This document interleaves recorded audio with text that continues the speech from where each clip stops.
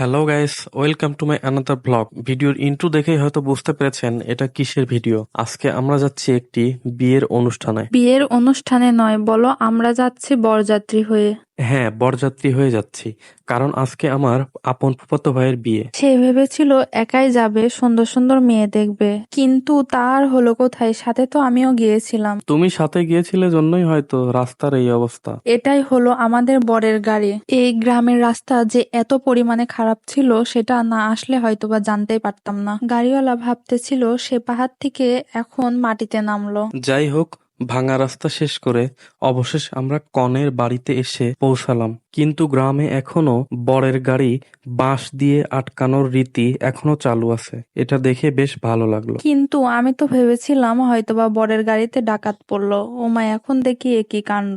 তারপর সামনের দিকে এগোতেই দেখি আমাদের জন্য সুন্দর একটি গেট সাজিয়ে রেখেছে। এমন রীতি শুধুমাত্র গ্রামের মধ্যেই দেখা যায়। যে যার যার মতো শরবত আর মিষ্টি খাওয়ায় ব্যস্ত ছিল, কিন্তু বেচারা বর খেতে পারলো না, শুধু তাকিয়ে তাকিয়ে দেখেই গেল। বর এগুলো খাইতে না পারলেও কিন্তু আমার বর ঠিকই খাইছিল। তোমার বর তো খাবেই, কারণ তোমার বরের রুচি কম। রুচি ঠিক করার জন্য একটু দেখতেছিল। তারপর সবাই মিলে আমরা বরের আসনে গিয়ে বসে পড়লাম। আমরা বসে পড়লেও সে কিন্তু বসে নাই, কারণ সে তার বউকে খুঁজতেছিল। তাই কাজী ডেকে নিয়ে এসে আগে তার বিয়েটাই পড়িয়ে দিলাম। অবশেষে আমার ছোট ভাইয়ের বিয়েটা সম্পন্ন হলো, আলহামদুলিল্লাহ। তাই তো বলি, তোমার পাঞ্জাবির পকেটে বাতাসা এলো কই থেকে। বিয়া যে কত মজা, শুধু খাওন আর খাওন। তাই দেরি না করে সবাই যে যার মতো বসে পড়লো। কিন্তু আমার জামাইয়ের তো রুচি কম, সে তার রুচি ঠিক করার জন্য কি পরিমাণে খাইছিল সেটা তার অবস্থা দেখে আপনারা বুঝে নেন। গরমের পরিমাণ একটু বেশি ছিল, এই জন্য বর পর্যন্ত বাহিরে বসেছিল।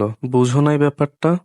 বুঝেছি, তোমার সব ব্যাপারই আমি বুঝেছি। এখন আমাদের সামনে এখন আবার দেখি একটা বড় লিচুর বাগান আছে। বাগানের মধ্যে গিয়ে দেখি একটা চাচিমা লিচু পারছেন। উনি আমাদের সঙ্গে অনেকক্ষণই কথা বললো, কথা বলে বেশ ভালোই লাগলো। ফ্রিতে ওই চাচিমা লিচু দেয় নাই দেখে আমার মহারানী দেখি রেগে চলে যাচ্ছে। তাই ভাবলাম কিভাবে তার রাগ ভাঙানো যায় এখন। আমার রাগ ভাঙানোর জন্য এগিয়ে এসে বলল, চলো এখন আমরা কিছু ফটোশুট করি। এই বলে সে নিজেই ফটোশুট করতে লেগে গেল। এদিকে এসে আবার দেখি বর আর নতুন বউ একসঙ্গে বসে আছে। নতুন বরকে দেখার জন্য অনেক মানুষের ভিড় হয়েছিল, কারণ এরা তো কখনো এর আগে এই বরকে দেখে নাই। এরকম বাতাস আমার জামাই আমাকে দিলে ভালোই লাগতো।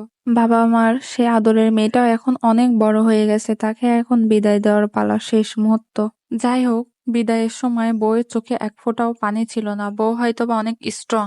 বিয়ে শেষে আমি রাস্তার উপর এসে দাঁড়াতেই দেখি আমার বরটাও তার পঙ্খিরাজ ঘোড়া নিয়ে আমার দিকে এগিয়ে আসলো। এসেই বলল, প্রিয়তমা, আমার একটা পঙ্খিরাজ ঘোড়া আছে, তুমি কি যাবা আমার সঙ্গে? আমিও বললাম, চলো যাওয়া যায়। যাই হোক, অনেক হইছে, এবার সুন্দর করে কমেন্ট করুন।